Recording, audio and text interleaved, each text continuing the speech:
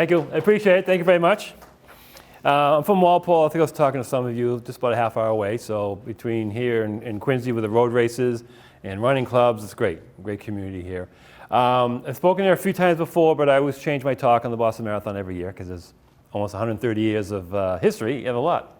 But I've run, these are 3 books that I've written. I have some here. Like I say, Rose just said, if you buy any today, I can sign them for you. I've run Boston 23 times myself, and in addition to 20 other marathons, and I've been covering it for over almost 40 years, not over yet. So between running it and the behind the scenes and the media coverage, there's so many different stories to tell.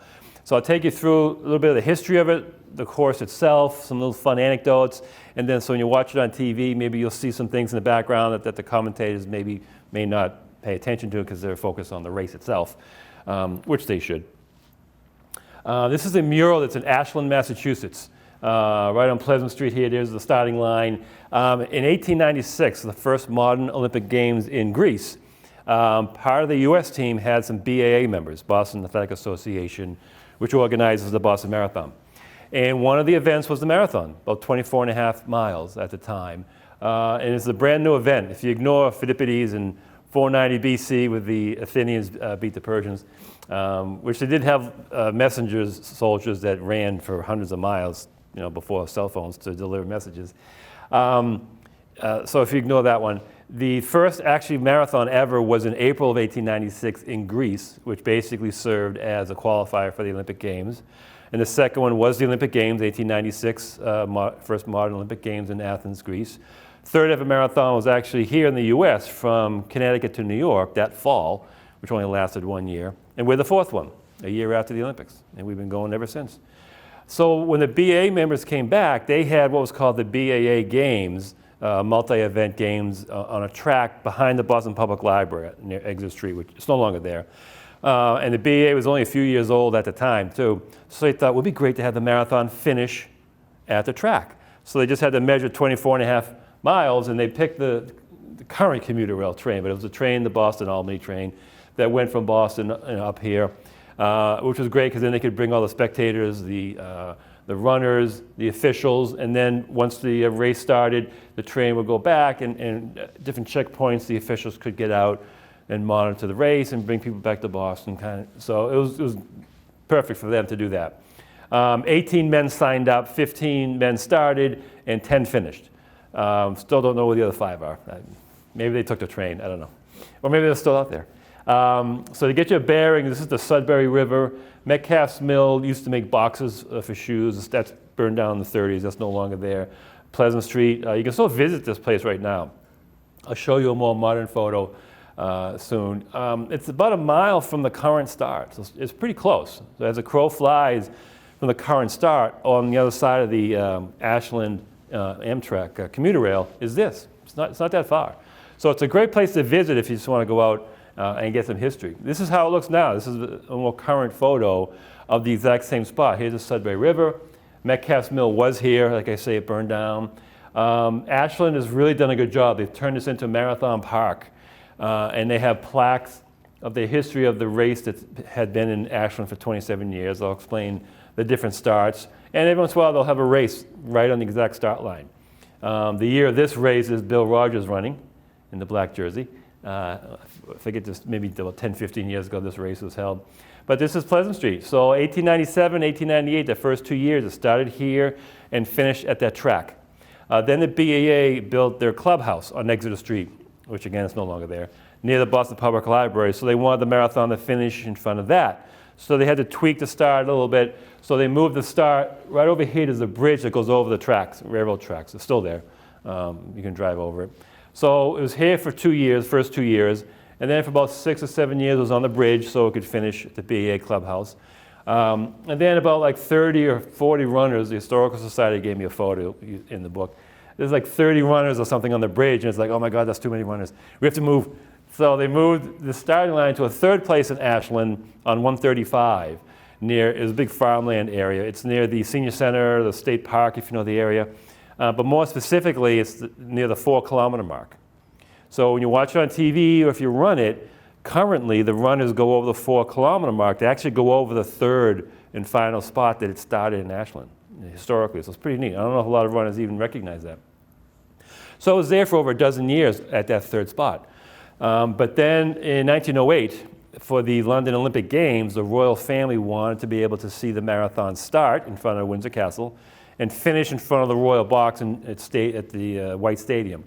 In order for that to happen, they had to extend the marathon course, just over a mile or so, and it happened to be 26.2 miles. That's the only reason the Universal Marathon distance is 26.2 miles, is so the royal family could see it in 1908. So all marathons, Boston, later on New York, Chicago, just had to be 26.2. So to accommodate that, Boston just extended, just walked up 135 until 26.2 miles, and it happened to be in Hopkinton. If Ashland was bigger at the time, it'd still be in Ashland, which I think at some point the town was bigger physically. And that's why it's in Hopkinton, the only reason. So it's interesting that it doesn't take much to have a big decision like that. And it was funny, Frank Shorter, one of our great marathoners who won Olympic gold marathon in 72, silver in 76. He actually lives on the Cape in Falmouth. He always jokes that when he got to about 24-mile mark of a marathon, he would curse the Royals. You know, I got 2 more miles because you. So every once in a while, I curse too. This is the Athletes Village right behind the high school in Hopkinton and the middle school. For decades, the race, Boston Marathon, only had dozens or hundreds. It was a small race. It wasn't until the late 60s that it reached 1,000 runners, like 1,012 in 1969, around that time period. So prior to that, it was a small race. You can go right up to high school that morning, get your number, and run. It was a small race. There weren't too many marathons, there weren't too many races. The Yonkers Marathon in New York, Culver City in California, Boston. They were mostly used for qualifiers for the Olympics. It just wasn't that many. And then the running boom started in the early 70s for a variety of reasons. So more runners, men and women, because then the AAU, the Amateur Athletic Union, allowed women to run in marathons that they governed, including Boston. The AAU was the governing body of road races. Title IX was passed, equal federal funding for men and women, so more women were running. So between all of this and just the benefits of running, the pleasure of it, the aerobics of it, even if you weren't competing, there's the running boom. More and more runners. So more and more runners were doing road races, more road races were popping up. And then it finally started getting to thousands of runners. When I first ran Boston in 1990, I think there was 8,000 or 9,000, which still isn't that bad back then. But as they were approaching the centennial, the Boston Marathon, 1996 for the centennial, the 100th, they knew there was going to be big interest in this. And there was a problem with some marathons and races of bandits, unofficial runners jumping into the race. All the official runners would go and then the bandits would come afterwards. And as race directors and organizers know, you plan medical supplies, water supplies, support for the official runners. You add thousands of extra bandits, it's not safe, really. And just health-wise, if you're an official runner and you have a heart attack or you pass out or whatever, the race can know who you are based on your bib number. They have your information, they don't know who to contact. If you're an unofficial runner and you pass out, they have no idea who you are. So in anticipation of that increased attention for the 100th, the BAA worked on it for a couple of years and they increased the field to 38,000 for 1996. It was a big jump. The previous year, I think, only had 10 or so thousand. So hoping they would do that so that they wouldn't have bandits, which I don't think they did, actually. But in order to accommodate all those runners, now you needed a village. You couldn't just have 38,000 people walk up to the high school the morning of the race and join in. So they created an athletes village, which most marathons have now anyway, and other big races. There's a few things that the BAA created for the 100th that they still do now. The expo is 3 days long. It wasn't always 3 days. One of them is also the athletes village. So you'll see this on TV. Sometimes I have that boom camera showing, before the race, they show different areas of Hopkinton just to kind of get you the flavor of the morning. So this is 7/10 of a mile from the start. There's a couple of side streets that connect where the high school is and the middle school to Main Street where the starting line is. So runners go from here up Church Street to the start. Now that it's no longer just a noontime start, in the old days it was like at noon. Gun would go off and everyone would go, man, woman, and child. Now it's staggered, it's wave start, so it's much easier to get everyone out in like platoons, corrals of runners. But you're at the field for several hours. And if you remember, I don't know, for those of you who have been around here for the 1996, it snowed a couple of days before the marathon. It's April in New England. We have snow, rain, heat, who knows? So this was all covered with snow a couple of days before the centennial. So Dave McGilvery, the race director, had a great idea. He had a couple of Army helicopters hovering about 100 feet above the field, so the propellers would be drying the grass. And it worked pretty well, actually. I always joked, I'm like, I hope you told your neighbors in Hopkinton, by the way, there's going to be a couple, you're not under attack, there's a couple of helicopters hovering. And he had some sawdust and straw, so it actually worked pretty well to absorb as best it could. It wasn't just all mud, so that worked out really nicely. This is Hopkinton Common, right in the center of town. This is actually Frank Shorter, who I alluded to before.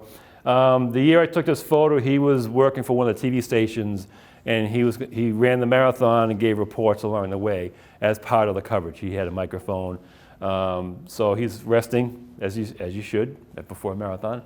But everyone takes their picture with the sign. There's a lot of, this is marathon, this is actually the morning of the marathon, but marathon weekend. There's vendors, there's a lot of neat things to do. A lot of statues here. My book has more photos of statues. I'll talk about a couple of them here. Behind the grandstand is two crosswalks intersect, and there's a plaque saying Johnny Kelley Crossing. Across the street here, Main Street's right here. Across the street at the Korean church on the front lawn, there's a monument for the Korean riders from the 50s specifically. Set world records, they won, and they were good, real good runners then. A block down on Ash Street on this side of the common is a Team Hoyt statue of the father, son, Rick and Dick Hoyt, beautiful statue in front of the school. So there's a lot of neat things to see here in Hopkinton Common. And also, interestingly, these white houses, this is the other side street. Church Street is the side street before this. This is Hayden Rose Street. It also kind of connects where the school is. And the actual, where these white houses are, from 1965 to 85, the marathon started on the side street itself, which was kind of neat if you ran that, because then you'd run really fast for a couple hundred yards and then take a turn onto Main Street. Obviously, they don't do that anymore. You start on Main Street. But for a few years, for several years, you had to start on that side street. This is the other side of that photo, so to speak, onto the left-hand side when you're facing this. This is Ash Street that I was telling you, the Team Hoyt statue. Main Street's in front. This is the starter statue, George V. Brown with the starter's pistol. There's been a Brown family member who started decades and decades of this race. Now I think it's the great-granddaughter, somewhere on that generationally, so there's a Brown family member. The Brown family has been integral in Boston sports, Boston Marathon. Walter Brown owned the original Celtics, Boston Arena, which is Matthews Arena, Northeastern, where the Bruins and Celtics played before the Boston Garden. Early members of the BAA. So this Brown family is very important with Boston sports. So it's nice, the statue, he's actually facing the starting line extended. So it's right, if you go there, that's right in front. Marathon Way, there's like a little street area here in front of between the Common and Main Street is a little patch of land. It's usually where the staging is for the marathon itself, so they call that Marathon Way, which is neat. The building right in the corner, the runners run past it, so it's on the runner's right-hand side. It's the BAA headquarters. And they may not mention this on TV in the commentators, sometimes they do or not. If you look closely, you'll see an outline of a yellow unicorn, which is the logo of the BAA, as you can see replicated here. And each day it gets closer to the marathon, the unicorn gets closer to the middle of the window. And then Marathon Monday, it fills the whole window, just like magically, like unicorns do. And the rest of the year, I guess he just kind of goes around the house, I don't know. But now, actually, the unicorn is facing the right now. He's turned over. Well, with the new sponsorship with Bank of America, they've changed the logo, so now the unicorn is actually facing to the right, sort of facing forward is what they want you to do. So maybe I'll be in Hopkinton soon to check it out. So maybe the unicorn's like going this way now. But anyway, it'll be in the middle of the window. It's worth seeing, the background on TV, but if you're there as a spectator as well. Another neat thing that Boston does, like I said, in addition to having run Boston, I've run others in other different states, different countries. So I can tell you Boston does, not just because our race, a lot of neat things that they didn't really have to. It's very, tuned in to runners. It's this massive global event that brings runners literally all over the world, top Olympians. I mean, it's just huge. Yet they do things for like us amateurs, us guys and gals who aren't going to win anything. Neat little touches. And one of them's like this. At the starting line on the marathon weekend, you can get your picture taken if you wanted to start, and the police will block traffic. You know, and it was not like an official announcement. It's just organically, you know, years ago, someone wanted their picture and they're kind of waiting, and the officer goes, "Oh, I'll hold traffic for you." And he does it every weekend, every marathon weekend, every year, just doing it. There's no hours, just the hours that the officer is there. But you can see people are waiting in line. I mean, you try this with the New York Marathon, and you know, you'd be dead. They wouldn't even make it off the bridge. So it's kind of a neat little tradition that they have. And the start line itself is really neat. Jack LeDuc from the area, Hopkinton, Ashland, for decades he painted this starting line and the finish line too, for occasionally. It used to be just like a white line. Most races, it's called a white line, just so you know where it is. In 1981, Johnny Kelley's 50th, Johnny the Elder Kelley from Arlington, who lived on the Cape for decades, won Boston twice. We all know Johnny.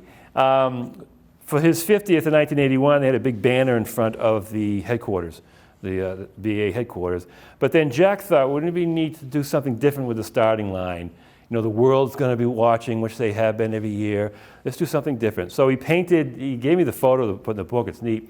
He just painted the white line with a green stripe with the BA on it, Hopkinton, and that was about it. But just to let people know where you are. There's just a white line before.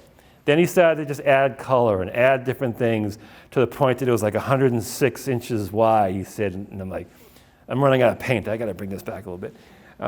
So he gave like a 3D design, the logos. He really built it up nicely every year. And every year he'd add something else to it, like a little signature of something. And he wouldn't tell you what it is. It'd be a surprise. You know, you can see some of the faded parts. It'd be like a logo or something, or for an anniversary of somebody's win, he would put that on it. The first year we had wave starts. Like I said, for decades it was at noon and everybody went. Then he had wave starts, which is at the time, it was kind of like 1,000 runners in a corral going every minute. And it just stretched. It was a wave of runners stretching out. And it allowed the water stations and medical to kind of regroup and everything, and it stretched out the race, spread it out nicely. So the first year for wave starts, he painted like blue waves, you know, and he has different logos, like I said. The year Johnny Kelley passed away at the age of 97, in the fall, the following in Boston, he painted like a real nice logo of Johnny Kelley. It's just something different every year. He's retired from doing that, but they've sort of continued a nice looking starting line for that. His daughters took over, I think, for a couple of years. This is how it looked like in, I want to say the old days, but I guess. I was part of the old days by now. We would fill curb to curb. And you start down here and you just go all the way to the start. If you watch it now, you'll notice that the corrals are kind of squeezed in a bit with the police fencing, and there's space from the fencing to the curb on each side, so there's open areas. Sometimes there's a water station there. So you may ask, why don't they just open it up, let everyone run? They could have more people on the road. Well, we used to. But a bottleneck would occur, like old New England streets, right? So Dave McGilvey figured it out. He measured different parts of Main Street here. And the widest part, I think, is about 89 feet. And the most narrow, which happened to be the start line, is like 35 feet, which doesn't really compute too well. So what he did is he measured 25 feet uniformly and just put fencing from the start all the way down to the hill. So now it's uniform 25 feet. And I remember the years that I ran, a lot of changes occurred. So it was great seeing the progression of this race, different times, wave starts. So when he did that, I forget the exact year, 06 or 07, I think, maybe around there, a little later, I said, you know, if you're squishing us 25 feet, you're pushing us farther down. It's going to take me longer to get to the start. And he goes, just run, talk to me later, you know. So I'm like, all right. You know, we've got to know each other over the years. So sure enough, the gun went off, and because it was just a uniform 25 feet, even though I was farther back myself, you went through very quickly. No log jam, no bottleneck. You just went, it was great, a couple minutes maybe. So I remember talking to him after the race. He says, hey, Dave, that was a good idea. It didn't even take that long. He goes, really, you doubt? I mean, so it's kind of funny, you know. Obviously, he figured this out. He didn't just do this on the whim, you know, but I didn't know. The 1 mile mark, another one of the statues, is the Spirit of the Marathon statue in Hopkinton at the Western Nurseries where they sell bushes and trees. It's real close to the start line, the course, so you can see this all the time. It's permanent, beautiful statue. A lot of great detail. My book has them. I'll get into a couple of them. Long story of this being, I won't put that in, I won't mention that as well. But there's an identical one in Greece. There's two gentlemen here. The gentleman on the left is Stylianos Kyriakidis from Greece, who won Boston in 1946. And when the Olympics returned to Athens, because obviously it's a different city every time, most every time, it returned to Athens, Greece in 2004. So Kyriakidis' son Dimitri said, wouldn't it be great to have a statue of my father, not just because of his father, but because he's a great man, in Greece, the original marathon course, which goes from Marathon to Athens in Greece. And so we thought that wouldn't it be great. So a Tewkesbury sculptor, Mikko Kaufman, decided to create this. And like I say, it's a long story, but Dimitri met with the mayor at the start, who said, yeah, we'll take it. Then a new mayor came in, and we don't want it. So then he went to the other end of the marathon. That mayor said, yeah, we'll take it, but we also want a statue of Spiridon Louis, the Greek who won the original 1896 modern Olympic marathon. Now, it's not a painting where you can just paint on another guy. But what Mikko Kaufman did is he created a second figure of Spiridon Louis, and he kind of stuck it to the side, as you can see, which is kind of neat in a way. He created that name, Spirit of the Marathon. Spiridon Louis in 1896 won the first modern Olympic marathon in Greece. 50 years later, fellow Greek Kyriakidis won the Boston Marathon in 1946. So if you notice, Kyriakidis is running on the statue, which replicates the ground of the Greek marathon and Boston. And Spiridon Louis is running, but his feet aren't touching the ground. It's sort of elevated. So what the spirit of the marathon basically came from is Kyriakidis was running alongside the spirit of Spiridon Louis. It's pretty neat, the way you can see just barely there, that he's just kind of like running with them. Really neat, a lot of great detail here that you can see. And like I say, there's another one just like this in Greece. So if you check it out online, you can see it. It's really neat to see that. Ashland itself, now we're back in Ashland. And like I say, just like on the other side of the tree line, about a mile from here, is the original start on Pleasant Street. So you can visit it. You basically just drive down here, take a left at the set of lights at Main Street in Ashland, take a left onto Pleasant, and there it is. So it's like a big U-turn. So it's really worth seeing that whole area. That's history, 1897. That's where it began. And it kind of goes downhill. You hear the commentators say, and other runners, don't go out fast. It's tough, because you're so excited. You've been training for months or years. You're just ready. Your training is in you. You just want to go real fast, but you really shouldn't. Any marathon. Don't go out fast. Conserve your energy for the latter miles. It just doesn't help that Boston, some of the early miles, is downhill. So you're fighting gravity too. But this also is interesting. In the late 80s, there was a race. The pavement was just paved that weekend of the race, or a couple of days before. It was misty, so it was a little slick. And again, this was when the race started at noon, so the wheelchair athletes started about 5 minutes earlier. So the wheelchair athletes came down, and because of the slick, they crashed into each other and fell over each other, fell into the grass. They didn't care they were athletes. They just picked themselves up and continued. But it just didn't look good. 5 minutes later, when the runners start, at that time, there was a rope that went in front of all the lead runners with a volunteer at each side. And as the countdown came, they dropped the rope and kind of scooched the rope out. Well, that same year, 5 minutes after the wheelchair incident, runners tripped over that rope because they just didn't get it out in time. So it was two things. So Dave McGilvey had to fix that, and he did. The following year, they had a controlled start with the wheelchair athletes. It does level off. If you look, you go downhill, somewhere around here, behind the signs, it does level off, and he painted a white line, and he had a vehicle in front of the wheelchair athletes. So when the wheelchair athletes went, they had to stay in place down this hill behind this vehicle, and then once they got to about this point, then they could race. And they did that for decades. They controlled the start. It was good. They don't do that anymore now because the chairs are so much better, designed better, aerodynamic. The athletes are stronger, so they don't do that anymore. But they did that for a long time.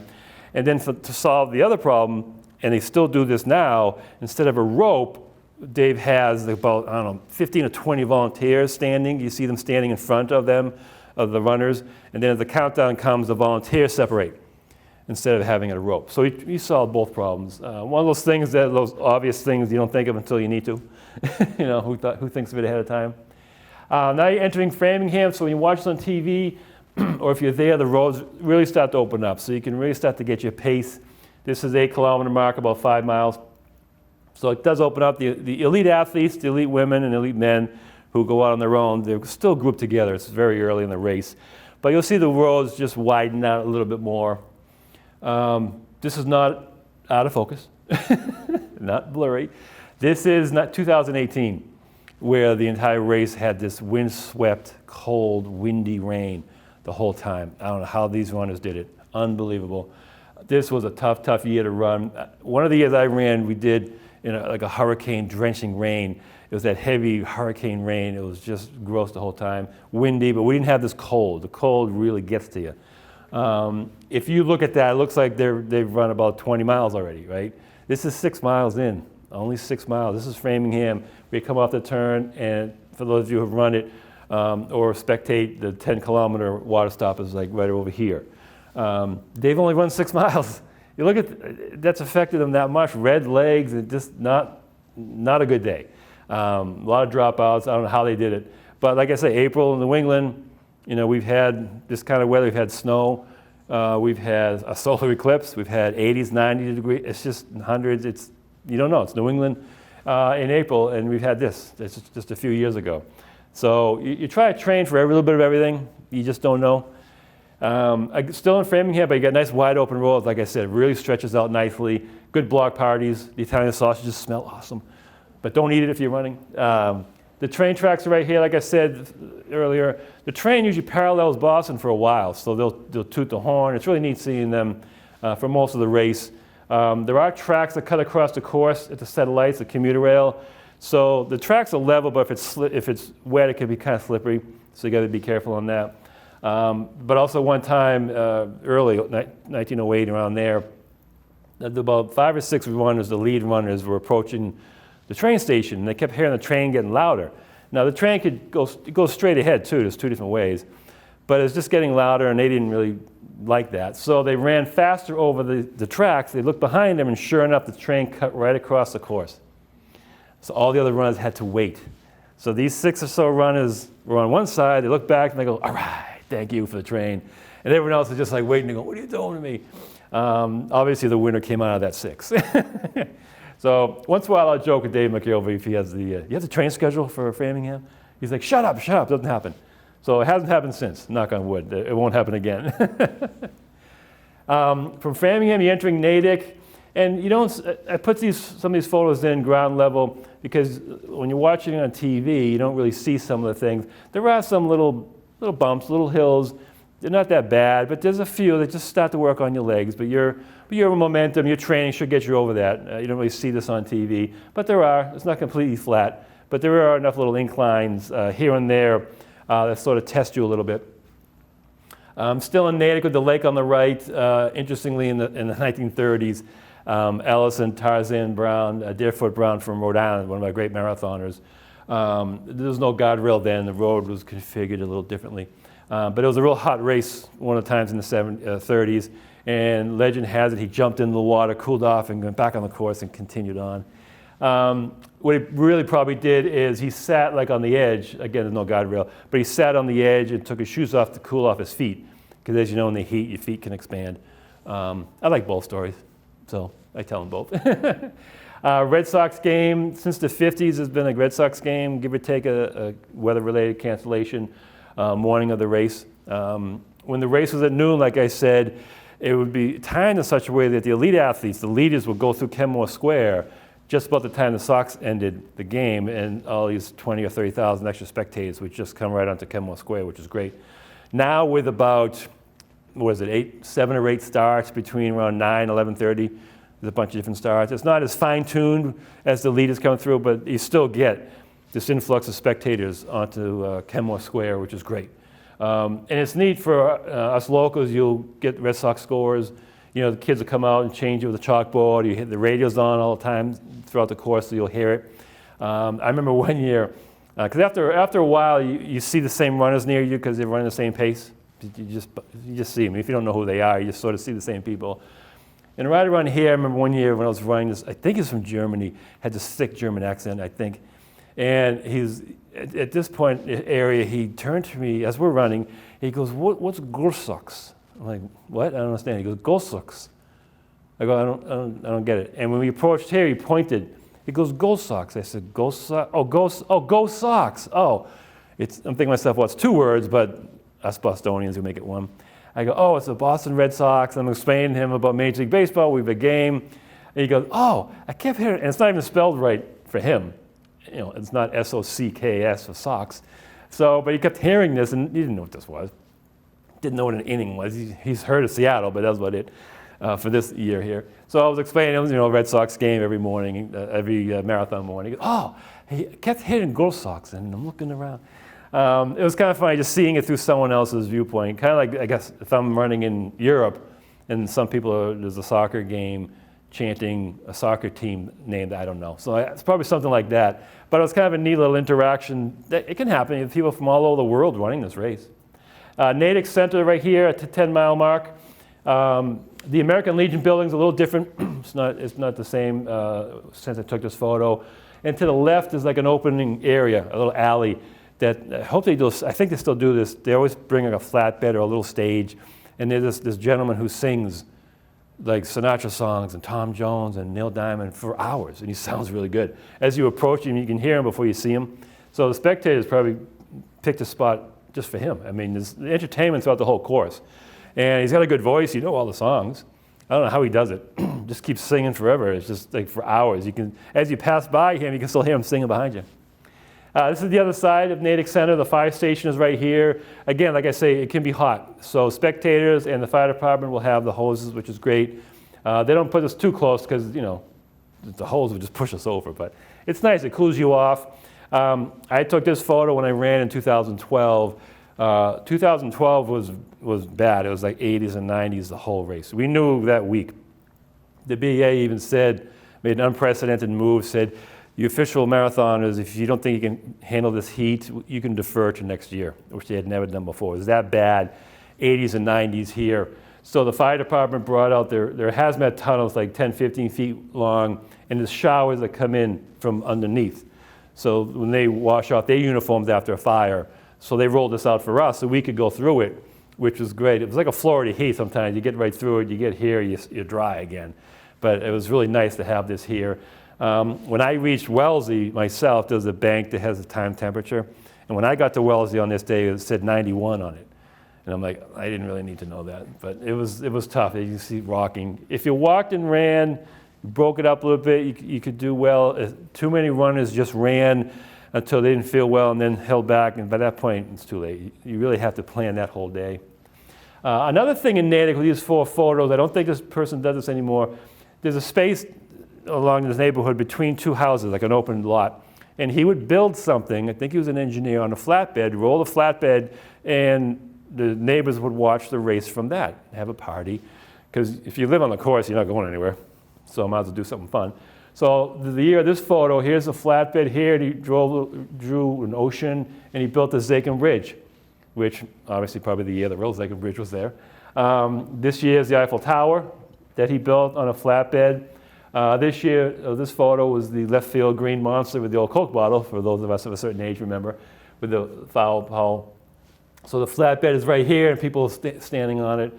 And the year of this one, this is fake. This is not real. This is a house or a facade that he built on a flatbed, and people are standing on it, like a dollhouse with no front. This is not a real house. After the race, he just rolled away. I don't know where it is. I don't think he does this anymore, so maybe there's a real house here now in this open space, or he moved. But it was really neat. Every year you see something different like that. It had been great as the neighbors, too. It's like, oh, what's he going to bring out? And of course, Santa. I took this in 2012. That's why we all look this way. He's been there. I think he still does this every year, still in Natick. And I remember the first year I ran 1990. I was running faster and there's more people. So I was on this side. And when you run up a hill, you sort of tilt forward as a runner. I have a hat, so the hat's blocking some vision. And you don't really look up when you run on a hill. You kind of look, kind of about 8, 10 feet in front of you. So as I'm running up here, I didn't know he was there. I look over, I see these bright, shiny black shoes, these fluffy white ankle, bright red against the sun. It's this bright red pants. And as I'm looking up, and it's Santa. And he's going, "You boys and girls have been good this year." And I'm going, whoa. I'm hallucinating at like 11 miles. This is not good. I said, hi, Santa. He goes, hi, everyone. I'm going, okay. And none of my friends who also ran that year saw him. They probably approached him from the left side, and no one's looking for Santa. And they all called me crazy. I go, no, Santa was there, I swear. And I, yeah, okay, go to the hospital. So the next year, 1991, I ran, this is before digital cameras, so I had a little camera in my fanny pack. Kind of remembered where he was. I go, I got to take a picture of him just to prove that I saw him. And sure enough, I saw him. So not this photo, like I said. So I'm walking up the sidewalk to take his picture, and the little guy, I didn't see him, behind him comes out. And he's wearing like green and yellow, and the hat has like a little bell on it, and he's wearing these funny shoes, kind of like mine, and dressed as an elf. And I'm like, uh-oh, I'm 0 for 2 here. This is not good. He goes, you want your picture taken with Santa? And I'm like, oh, good, I'm talking to my hallucination. Yeah, sure, well, here's the camera. It was real. So he took a picture, showed my friends, and they didn't think I was crazy for that point. But for this photo I took for the book, this was, again, 2012. It was, like I say, 80s and 90s. He took his jacket off. I give him credit. The beard's still, real. So when I took the photo, I go, how's Santa like this weather? He goes, ooh, Santa does not like this heat. He goes, I've lost like 20 pounds already. He goes, fortunately, Mrs. Claus, she can fatten me up by the time we get to Christmas. I mean, it's great. It just gives you a smile, something different along the course, whether it's entertainment, Santa in April telling you you've been good, which is good. So now I know I'm on the good list, at least in the spring. Entering Wellesley now, about halfway, 13 miles. Wellesley College is on your right. Another little thing, like I say, that Boston does, nice personal touch. Obviously, you can't park on the course. So the DPW in every town has like thousands of these on the poles and stuff, where it says no stopping, they're everywhere. But in addition is a runner breaking the finish line tape, which you don't need that. There's no, you just say no stopping, no parking. But the fact that someone thought of that, and it's all on the course, it's really neat that as a runner you look up and you say, wow, they thought of us. It's just a nice personal touch that you don't need, but it's great to see. And once in a while you'll see a runner, hold one of these crossing the finish line, so you knew they just tore it off one of these poles. Which I'm sure the DPW goes, just take them, there's thousands here.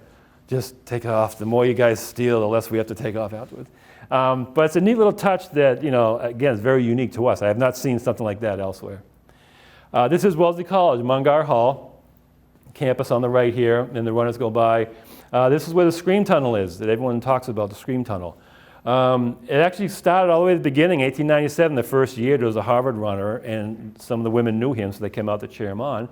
And they've been doing that every year except for one when the marathon was on their Easter break. Because the Boston Marathon, as we all know, is run on Patriots Day. Well, Patriots Day is April 19th. So for decades, if April 19th was a Monday, a Tuesday, a Wednesday, a Thursday, that's when the marathon was held, unless it was a Sunday.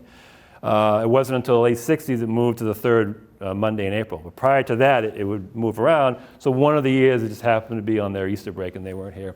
But they come out and they're on both sides. That's why it's like a tunnel that you go through, which is really, it's very loud. And there's no fencing. So back then, even to the 80s and 90s, all spectators were really close to the runners. It was kind of neat. So for the 1996 centennial, like I said, is 38,000 runners. So the BAA really had to clear off the roadways because they need lots of space for a lot more runners. So they started putting fencing up. Nothing against any spectators or anything, but they just needed the road to accommodate. So the women no longer were on the left side. The tracks are on this side too. So now the women are on this side behind fencing, but they're still loud, even though they're on one side. It's not really a tunnel. You can hear them before you see them. Inevitably, every year I ran, someone would, as a runner just running with me, would hear this low din as we're kind of around the corner. And I say the tracks are still here. And they would say, is that another train coming? I said, well, it could be, but it also could be like 500 women cheering you on. And if it was a guy, he'd be like, really? And they're like, getting themselves ready. I go, just run. And they would be for several blocks. It's amazing. They don't stop. You can hear them as you approach them, and you hear them as you pass by. It's just, and you see it on TV. They don't stop. Interestingly, now with the fencing, again, if you watch this on TV, check this out. The commentators may not mention this. With the fencing here that they're behind, there's all these signs that say, good luck, so-and-so. When social media started, the women of Mungar Hall, and students leave every 4 years or so this continues. This isn't just one group of one class started this and ended it. This has been going on. The Mungar Hall women do this every year. Open up social media. If you want us to put a message on a sign, we'll do it. And they have like a 2 or 3 week opening, because otherwise they could just keep making them. So say you're in, Australia, and hey, Anton, good luck from us. We can't make it, kind of thing. They'll do that. So all these signs they make, and they gave me a couple of photos for the book. It's like a big room like this, and they got these poster boards, and they got the message. Okay, John, they paint it.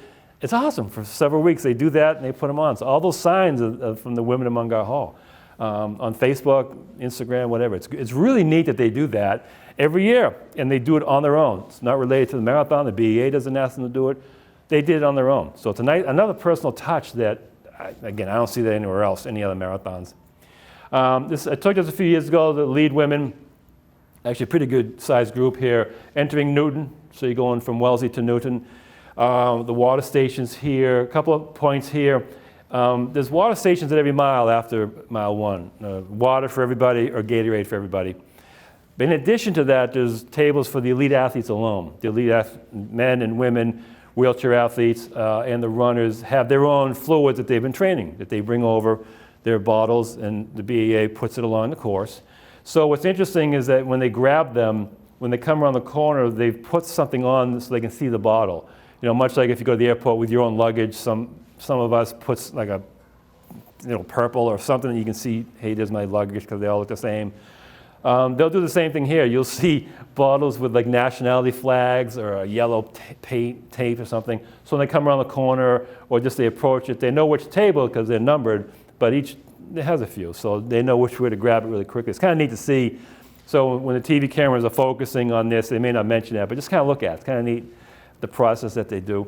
And also running-wise, you may not see this on camera just because TV cameras can sort of blend and squish hills and things just perspective-wise. The first real hill is right here. There are 3 hills, obviously, in the Newton area, Heartbreak Hill and everything. But the first one's here, really.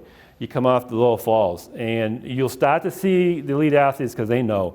Your first 14 miles or so, you're really kind of running one direction. There's no real big turn. There's turns, but no. The first real big turn in Boston is at the fire station of the Commonwealth Ave. It's the first time you basically turn direction to face the Atlantic Ocean. You get an ocean breeze even though the water's miles away. So you're basically going one direction up until then, which is coming up. So you should, at this point here, to get ready for these hills, alternate your stride, stretch a little differently as you're running, just to get your other muscles used to and ready to go down and up a hill. This being the first one. If you forget and you come down here and you go over 95, which you'll see, it's harder on your hills, and then in a mile you have all the Newton Hill starting. So before you get to this point, you really should. In the elite athletes, you'll see them stepping up a little bit just to stretch their legs, change their stride a bit. So you're coming down this hill into Newton. So you're coming right down here, and then you come up here. I just turned around and took this photo. So same spot. Here's your Newton town line right here. So you're coming down here. Now, this is really interesting. You come down that hill, right? Now you're starting to come out of the lower falls, 16-mile markers here. You take a bend on the left to go over the 25 overpass, and you're still going up. That's a long stretch for that first hill, and it's kind of it's subtle in a way that you kind of don't know it's still there. So you go all the way down, and you come up over 95, and you're still going up to about the Newton Wellesley Hospital till right about here. So all bridges obviously have an arch, so you know that going into, as you're driving you don't care, but when you're running, you don't like this. So this is about 16 and a half miles or so as you're getting there. So that's a long hill going up, and some people forget about that. Or halfway up, they go, oh, that's right, I forgot about that. And you'll hear cars beep underneath to kind of support you. Well, they're beeping either they're supporting the race or they're angry they can't take the exit because it's closed. Take it as support. So you get to Newton Wellesley Hospital here, and then it starts to level. So you have a good recovery mile or so from Newton Wellesley Hospital till you get to the fire station, and then you take that right onto the Commonwealth Avenue, which is this. So you do get, when you go in between the golf courses, you can kind of settle down a little bit. And you're coming off Washington Street, here's the fire station right here. You take it right up the Commonwealth Avenue. First hill, bang, is right there. So the elite athletes, they turn it up a notch. Here we go. Now we're getting together. The grouping shrinks down a little bit depending if some of the elite athletes didn't really train well for it, or some athletes really start to push for this hill. The hills themselves aren't that bad. People train here all the time, just the hills. I've done it. I get dropped off at the Newton Wellesley Hospital, and basically 5 miles to Boston College. You run up Carriage Road, which parallels the course, so you're not on the road. Every weekend, it's like a road race of hundreds of runners just training. So the hills themselves aren't that bad. It's just after you've run 17 miles, then you have them. It works on your legs.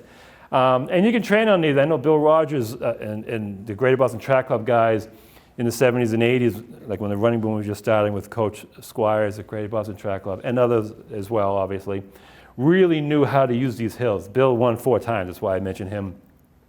Because Coach Squires always says you can't beat a hill, but their interval training, which is alternating different speeds as you're running, they would train on this portion, most portions of the course. You know, you'd go up the hill, but then the flat section in between each hill, that's where you push it. And as a lead athlete, that's how you can play games with who's on your shoulder in second place. You'll see that. The Kenyans do it now. The Americans did it when the Americans won in the 70s and 80s out of Greater Boston Track Club primarily. Good commentators will point that out. Again, with the cameras in front of the elite athletes, it's just tough to see elevation, just how cameras sort of squish in distance. But this way, you'll see when good commentators will let you know, all right, this is the flat portion in between this hill. He's going to push harder. You can see them. So you may see elite athletes drop off or fade back a little bit or conserve. It all depends on how they do. Between mile 17 and BC is about 21 miles. At 19 is here, about a mile before Heartbreak Hill. It's a Johnny Kelley statue. This is Walnut Street right here that bisects Commonwealth Avenue right here. This is the course that goes right up there. So for your bearing, Newton City Hall is right about here, if you know the area at all, 19 miles. Beautiful statue called Young at Heart, because Johnny always sang that Frank Sinatra song, Young at Heart, because he wanted to live to be 102. He almost made it, 97, not bad. He ran almost every day. And this statue was dedicated in the early 1990s on Marathon Weekend, and it was dedicated about a block up, right about here. And the statue is actually facing the runners. It was really neat, you could really see it. But a few months after the dedication, a car veered off and hit it and broke its arm. Boston drivers, what are you doing on the sidewalk? So they repaired the arm and they figured, well, let's not put it back there, make it happen again. So then they moved it here, where you see it on this side of Walnut Street, about 80 feet from the actual course, and then they switched it, so now he's facing the direction of the runners. I wish it was just a little closer to the course, because when you run the Boston Marathon, you can't really see it, because you come up to it, and you really have to kind of really turn around to see it. But it's a great place, it's a meeting place during training. Everyone says, hey, I'll meet you at Johnny Kelley statue, we'll do a couple miles, we'll do this. It's a real great place to meet. And it's an excellent, really neat statue. Johnny started a record 61 Boston marathons, and he only dropped out 3 of all those 61. 58 he finished. So he bridges decades. So the creator of this had a dream, actually, of a younger Johnny Kelley holding hands with himself in the 1990s. So sort of bridging those decades. Because like I said, Johnny won in 1935, 1945, and he ran into his 90s. It was amazing, this gentleman. Very personable, loved to tell stories. It was great if you ever met him. So it's just a neat statue like that. And again, it's about a mile before Heartbreak Hill, which is connected to Johnny Kelley. Like I said, he won in 1935. So he was favored in 1936. A local guy, we all cheered him on. But around this area, he was trailing Ellison Brown, like I said, one of our greatest marathoners. But then over the mile, by time 20 and a half mile mark or so, Johnny caught up to Ellison Brown and sort of tapped him on the back, kind of like, it's my race now, I got it. Which sort of woke up Ellison, who just took off and ended up winning that year. And Johnny faded into 5th place in 1936.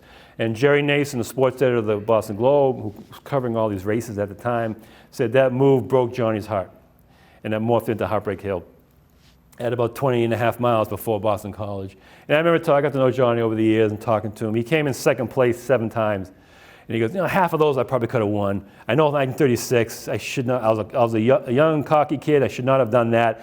When you catch up to somebody, you keep going. You don't do what I did. He goes, I was young, that still sticks with me. Which it does, those kind of things stick with you. But this is mile 21, the top of Heartbreak Hill at Boston College, Gas and Hall Towers on your right. You can rest a little bit at the top of the hill. Some people will walk up the hill, walk up Heartbreak, knowing on the other side you do go downhill. So use gravity with you if your aches or pains, or just to kind of regroup a little bit. Is right about here. It does level off here nicely. Where Boston College, where Greater Boston Track Club began, actually. So it's a neat little place in history. So you come off the other side of Heartbreak Hill, down into Brighton. Lake Ave is right here. Boston College still here. Moore Hall's building, a little different now since I took this.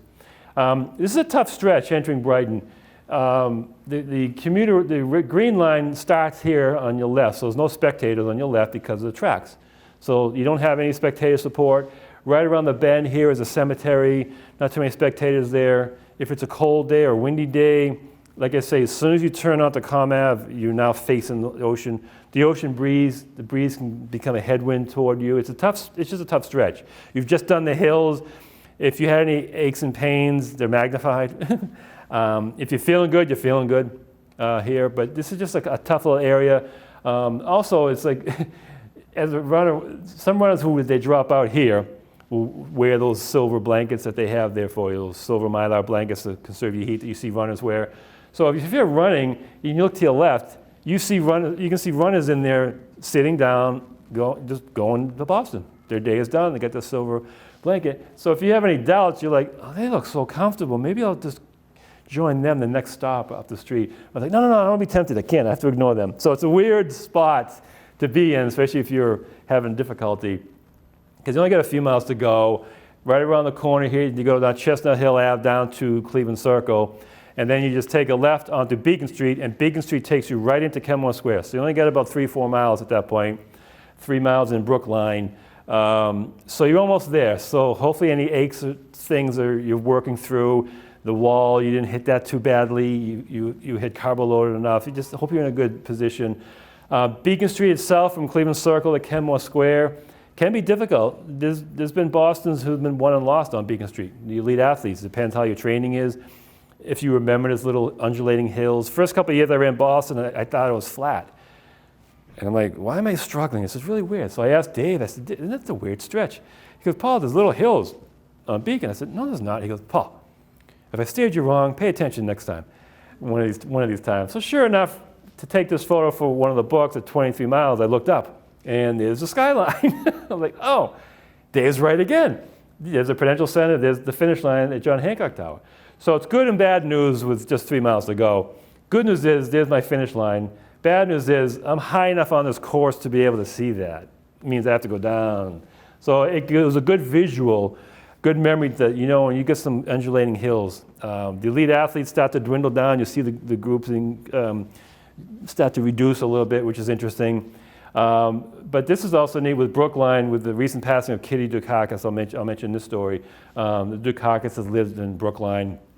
And I did a story about the wreaths, the champion gold dip wreaths that the winners get. The governor and the mayor presented at the end of the marathon on the winners. Now, the connection that we had to Greece, another connection in addition to the Olympics, is the wreath. It's fascinating. It dates all the way back to the time of Zeus, actually. Olive trees and laurel trees are considered sacred because they grew in the land of the gods, where Zeus lived and all the gods lived. More recent, 490 BC, in Marathon, there's what's called a Tomb of the Athenians, this big mound where the Athenians are buried. And around the Tomb of the Athenians are olive trees. And branches from those trees are used for the wreaths. They make them in Greece, they dip them in gold, they bring them over here, and there's this really neat ceremony that the Greek consul and dignitaries present to the BAA the week before Boston Marathon, and then those are the ones that are presented. So I did the story and interviewed Governor Dukakis, who was teaching at Northeastern, still does a little bit here and there, I think, even in his 90s. Him being a proud Greek American, as we all know from his campaigns and stuff. So he remembers seeing Kyriakidis as a kid. He remembers as a kid watching him run. He ran this in high school. Governor Dukakis himself, they did it in 3.5 hours. Not too bad, obviously. But he's telling me the story. He goes, right around here, before water stations were on the course, there was a time there weren't any. Kitty Dukakis, they weren't dating at the time, but Kitty Dukakis said that he gave him water around this area. And I said, oh, what a great what a great memory to have. Your future girlfriend, future wife gave you water. That's really neat. What a neat story. He goes, yeah, I don't remember that. I said, you don't? I go, is she making it up? He goes, Paul, are you married? I said, no. He goes, if Kitty told me she gave me water, Kitty gave me water. Secret to a marriage is, I get it. So it's a neat, every time I run this area, I kind of think of that, the Brookline connection, and with her just passing a little while ago, I thought I'd mention that as a neat little connection that he has with this, before water stations that happen. This boring photo is very particular, entering the Boston area. The Boston Marathon is only in Boston proper for about 1.5 miles. And of all those other entrances that you saw entering Natick, Wellesley, those big silver signs saying you're entering the town, well, the only sign that tells you you're in Boston is this one. As far as I know, they have not added a big entering Boston sign on Beacon. They do have those big silver entering Boston throughout the city elsewhere, but not on Beacon. This is about maybe 1/2 mile before the Mass Pike overpass, before you get to Kenmore Square. St. Mary Street's actually the one that's facing the runners. Beacon and Boston is like parallel, so you really have to crane your neck to see it. The 23 times I ran Boston, I kept missing this. I kept looking for it. And I couldn't remember exactly where it was, and when I got to the church or the Mass Pike, I knew I went past it. I had to drive to get this photo for the book. It's funny. So this is the town line, the city line. And I always remember back in the turn of the century, the winter, there was cobblestones at that point. He tripped over the cobblestones entering Boston and just face planted on Beacon. He bloodied his knees. He ended up winning that year, but his welcome to Boston was boom. So every time I did approach Boston, I always made sure that the bricks are pavement. There's no more cobblestones. I always looked down just to make sure. But this is about maybe 1/2 mile before this. So it's pretty close. So if you do run or spectate, just kind of take a look. This is the Mass Pike overpass. Citgo sign, Kenmore Square is right there. Fenway Park is just off on the right to kind of give you an idea. Another hill, like I say, when you're driving over a bridge or an overpass, who cares, right? But when you're running, I mean, this is like 1 mile to go. I don't know how many times I'd hear runners going, are you kidding me? Another one? Because it works on your legs, really, especially with 1 mile to go. If you have any aches and pains, they get magnified. If you have any problems, again, if you're trained well, it's not bad. You just kind of like suck it up and go, okay, let's go. Going over the Mass Pike, it gets kind of tough. But it goes right into Kenmore Square, and you got 1 mile to go from here. 1 mile to go. I took this in 1996, so since then they redid the bus station. I think there's like an overhang, a little different. Basically the same though, Kenmore Square, although Ronald McDonald won't be there. He was there for the 100th to make sure we're doing well. But you just have 1 mile. There's even signs here that say 1 mile to go. 25.2 miles right here. And it's great. You go straight ahead to the Hancock Tower, and you take a right on Hereford, left on Boylston, that phrase everyone loves to hear, and it dumps you right here. Here's your left on Boylston in front of the Heinz Convention Center. Finish line is right here. This is it. This is the stretch that you've trained for months and years and everything. You'll love it. But to bookend what I was telling you earlier about the start from 1965 to 1985, that started on that side street, Hayden Row. For those years, they didn't start on Boylston Street. They started on Ring Road, which is parallel to Boylston. There is a Ring Road that cuts across and goes to the Weston, but this Ring Road is parallel. So the runners would come up Boylston, and in about a block, they would take a right onto this Ring Road right here. So Boylston Street is like right here, right parallel in front of the Prudential Center. So for all those Bill Rogers wins, Joan Benoit Samuelson, Bob Hall, the wheelchair champion, was right here, all those photos. This was not Boylston Street. People keep thinking it is. So Boylston Street is right here. So you'd come off on Ring Road, you'd finish here right in front of the Prudential Center up until 1985. And then 1986, when John Hancock became the principal sponsor, the finish line was moved from in front of the competing Prudential Insurance down the road to in the shadow of the John Hancock Tower. So runners go straight down Boylston Street now, they don't go Ring Road, and they finish right in front of the Boston Public Library in the shadow of the John Hancock Tower. Because obviously you don't want, it to finish in front of your competitor. So if it's been there since 1986. And Bank of America just took over last year as the sponsor, and John Hancock ended almost 40 years. It was a tremendous run. It was very rare in business world to do that that long. So it's now with Bank of America. And I was joking to some of the people at the BAA. I said, to accommodate John Hancock, you moved the finish line closer to John Hancock Tower. Now with Bank of America, about 2 or 3 blocks down is a Bank of America branch. You're going to move the finish line further down. And they said, no, shut up. It's not. It's staying right there. Which there is. There's a branch a couple blocks down, but it's going to stay here, which it should. So it's been there since 1986. And the finish line itself, Dave McGilvey always sort of jokes that he's the only marathon he knows that paints the finish line after the race. Although they have I just saw them paint it beforehand, but they'll touch it up and really present it for tourism. It's the only reason to take pictures. For the marathon itself, like most marathons, especially major marathons, they'll have this laminated 3M product that they just sort of roll out, and it's upside down. Runners come from the right to the left. So when the runners approach, the word's upside down, but the photographers are on the left taking photos. So when the finishers get their photos, you can read the word finish. And when you see it on TV, there's a photo bridge up here. So you can read the word finish as you're watching on TV.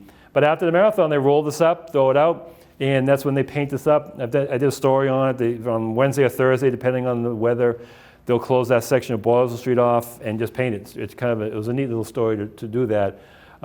It's just for tourism to take pictures. That's this rest of the year. And I'll end with this photo. There's your finish line here. This is Wellesley Street. To give you a moment just to see the whole layout. So we would come off of Hereford Street and turn left onto Boylston. Here's the convention center right here. Kind of give you bearings of the previous photos. So like those 21 years, like I said, they come down here and veer off Boylston and finish on Ring Road, which is now just cement pavement, plaza area, sidewalk. It's just, nondescript.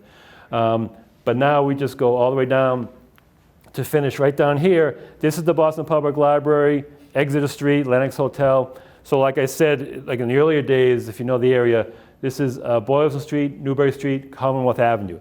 So early days, the runners would come down Commonwealth Avenue and turn onto Exeter. And those first 2 years, you'd finish on the track, which was somewhere below here, underneath the library, which is no longer there. Then after that, the BA Clubhouse was down here on Exeter Street, so they come down and finish down here. Those old black and white photos where you see the Lenox on the left are taken here, not on Boylston. And then 65 to 85 was here, and from 1986 on is here. So a race that's almost 130 years old, the starting lines and finish lines are kind of close together. I know races that are younger than this. It's a whole new course, different start and finish. So the longevity and tradition and history, that's not too bad. Finish lines, and within one photo, I can get the finish line. I took this photo from some of the 50th something floor in Hancock. So it's a good little area, the whole area view. But I can answer any stories of any pictures that I've shown, any stories that I haven't said or had said. If there's any questions that you have, if not, I'll be here. I can hang out afterwards and chat if you have the books and everything. But there's a nice little journey. So hopefully, if you watch it on TV or you run it or are spectating, you see a few things that you can sort of, enhance your enjoyment of the race itself. So I appreciate it. Thank you very much, and enjoy the rest of the day. Thank you. Can you see the Boston Marathon bombing? Yes, this was before the bombing, but the first bomb went off here, and there's a memorial here, and the second bomb went off in front of the Forum here, so the memorial is there. I do have pictures in the book. I interviewed the sculptor. It's called the Boston Marathon Memorial Marker. Even though it's 2 spots, it's considered one statue, one monument. So he does have it at both places. Yeah, it's really, it's one of those pieces of art that's it's simplistic in its appearance at first look, but as you get closer to it and learn about it and look at it, it's very complex and very moving. It kind of shines. There's lighting in there, so when it gets darker, you'll see light. And during the day, it's not because it's during the day. It's a couple of poles and everything. It's just real neat. He represents New England and the world. It's a pretty moving if you ever get a chance to see it. And it's on both spots. Yep. All right, thank you. I appreciate that. Thank you very much. Thank you.